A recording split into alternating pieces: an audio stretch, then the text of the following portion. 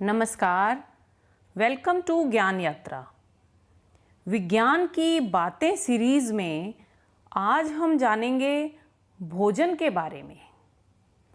हमें दैनिक क्रियाओं को करने के लिए ऊर्जा की प्राप्ति भोजन से होती है। अलग अलग आयु व व्यवसाय के लिए भोजन की मात्रा अलग अलग होती है। यहाँ तक कि लिंग बदलने पर भी भोजन की मात्रा में बदलाव आ जाता है। हमारे भोजन के कौन कौन से अवयव होते हैं यह जानेंगे। भोजन के 6 मुख्य अवयव हैं: कार्बोहाइड्रेट, प्रोटीन, वसा, विटामिन, खनिज लवण व जल। इसके अतिरिक्त एक ऐसा अवयव है जिसे हम भोजन का भाग नहीं कह सकते, लेकिन उसका भोजन में होना अति आवश्यक है। वह है रूक्षांश, जिसे रफेज भी कहते हैं। संतुलित भोजन किसे कहते हैं? संतुलित भोजन ऐसा भोजन होता है जिसमें शरीर की आवश्यकता के अनुसार सभी खाद्य अवयव मौजूद हों। जो हमने 6 अवयव पढ़े, कार्बोहाइड्रेट, प्रोटीन, वसा, विटामिन, खनिज लवण व जल, इसमें प्रारंभिक 4 कार्बोहाइड्रेट, प्रोटीन, वसा व विटामिन कार्बनिक होते हैं और खनिज लवण और जल अकार्बनिक होते हैं। आज की कक्षा में हम विस्तार से जानेंगे कार्बोहाइड्रेट के बारे में। कार्बोहाइड्रेट कार्बन, हाइड्रोजन व ऑक्सीजन से निर्मित कार्बनिक भोज्य पदार्थ है। अधिकांशतः हमारे भोजन का मुख्य भाग कार्बोहाइड्रेट से निर्मित होता है और हमें मिलने वाली ऊर्जा का एक बड़ा भाग कार्बोहाइड्रेट से मिलता है। रचना के आधार पर कार्बोहाइड्रेट को 2 भागों में बांटा जाता है: सरल कार्बोहाइड्रेट और जटिल कार्बोहाइड्रेट। सरल कार्बोहाइड्रेट को शर्करा कहते हैं और जटिल कार्बोहाइड्रेट को स्टार्च कहते हैं। स्वाद की दृष्टि से देखें तो सरल कार्बोहाइड्रेट मीठे होते हैं और जटिल कार्बोहाइड्रेट फीके होते हैं। शरीर को ऊर्जा व बल देने का मुख्य स्रोत कार्बोहाइड्रेट होते हैं। ऊर्जा प्राप्ति के लिए जब हमें तुरंत ऊर्जा प्राप्ति की आवश्यकता होती है, तब सरल कार्बोहाइड्रेट काम में लिए जाते हैं। जैसे खेलने पर या शारीरिक श्रम के बाद जब थकान अनुभव होती है, तब तुरंत ऊर्जा प्राप्ति के लिए ग्लूकोज का जलीय घोल पिया जाता है, जिससे हम तुरंत तरोताजा हो जाते हैं। शर्कराओं के नाम के अंत में ओज लगता है, जैसे glucose, sucrose, lactose, fructose, dextrose, galactose और माल्टोज। फ्रक्टोज शर्करा हमें फलों से और लैक्टोज शर्करा हमें दूध से प्राप्त होती है। जटिल कार्बोहाइड्रेट को स्टार्च या मंड कहा जाता है।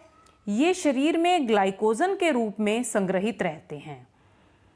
किसी पदार्थ में स्टार्च है या नहीं, इसका परीक्षण करने की भी एक विधि होती है। स्टार्च परीक्षण विधि से स्टार्च की उपस्थिति का पता लगाने के लिए हमें आयोडीन के विलयन की आवश्यकता होती है। उबले हुए आलू का पेस्ट या पिसे चावल के आटे का जलीय घोल या गेहूं और मक्का के आटे का घोल आयोडीन के विलयन के साथ नीला रंग देता है, जिससे उसमें स्टार्च की उपस्थिति सिद्ध होती है। अब हम जानेंगे कार्बोहाइड्रेट के पाचन से क्या होता है। कार्बोहाइड्रेट के पाचन से सरल शर्कराएं बनती हैं और श्वसन प्रक्रिया में इन्हीं सरल शर्कराओं से हमें ऊर्जा प्राप्त होती है। 1 ग्राम कार्बोहाइड्रेट से लगभग 4 कैलोरी ऊर्जा प्राप्त होती है। कैलोरी और किलो कैलोरी ऊर्जा के मापन के मात्रक हैं। यह बहुत ही इम्पोर्टेंट बिंदु है कि 1 ग्राम कार्बोहाइड्रेट से लगभग कितनी ऊर्जा प्राप्त होती है। इसका आंसर है 4 कैलोरी। कार्बोहाइड्रेट हमारे शरीर में क्या क्या कार्य करता है, इसके बारे में थोड़ा विस्तार से जानेंगे। कार्बोहाइड्रेट से हमारे शरीर को ऊर्जा मिलती है और यह ऊर्जा कैसे मिलती है, इसमें दो प्रक्रियाएं संपन्न होती हैं। पहले कार्बोहाइड्रेट का पाचन होता है और सरल शर्कराएं बनती हैं, यानी स्टार्च के पाचन से सरल शर्कराएं बनती हैं। श्वसन प्रक्रिया में इन सरल शर्कराओं का अपघटन होकर ऊर्जा निर्मुक्त होती है और हमारे शरीर को वह ऊर्जा प्राप्त होती है। एक महत्वपूर्ण कार्य कार्बोहाइड्रेट और करते हैं, वह है हमारे शरीर के तापमान का नियंत्रण। मनुष्य एक नियत तापी प्राणी है। मनुष्य के शरीर का ताप 37 डिग्री सेल्सियस या फ़ारेनहाइट में कहें तो 98.6 डिग्री फ़ारेनहाइट बना रहता है, भले ही वातावरण का ताप 0 डिग्री सेल्सियस हो या 45 डिग्री सेल्सियस हो। यह महत्वपूर्ण कार्य कार्बोहाइड्रेट के द्वारा किया जाता है। कार्बोहाइड्रेट शरीर में स्थित प्रत्येक कोशिका, ऊतक, अंग व तंत्र को कार्यक्षम बनाए रखता है। भोजन में यदि कार्बोहाइड्रेट की बहुत कमी होती है तो कार्यक्षमता में कमी आ जाती है।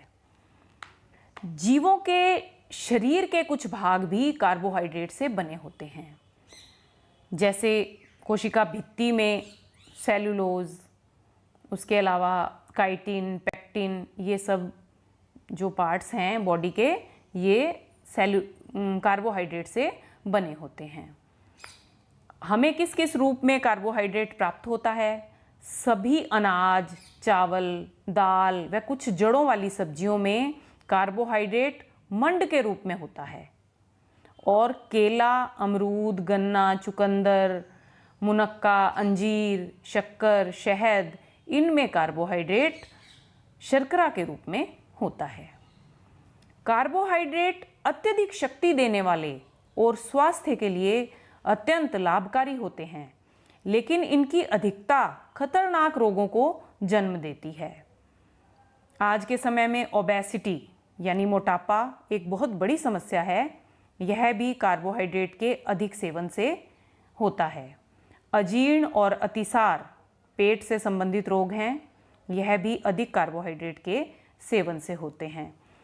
गलत जीवन शैली के कारण जो डायबिटीज़ रोग होता है, उस रोग में भी कार्बोहाइड्रेट का सेवन ना करने की सलाह दी जाती है। लेकिन वजन बढ़ाने के लिए, यदि किसी का वजन बहुत कम है तो वजन बढ़ाने के लिए कार्बोहाइड्रेट का सेवन लाभकारी होता है। और अगर कार्बोहाइड्रेट की बहुत कमी होती है तो ऊर्जा की बहुत कमी रहती है, इसे हाइपोग्लाइसीमिया भी कहते हैं। आज के लिए इतना ही, धन्यवाद।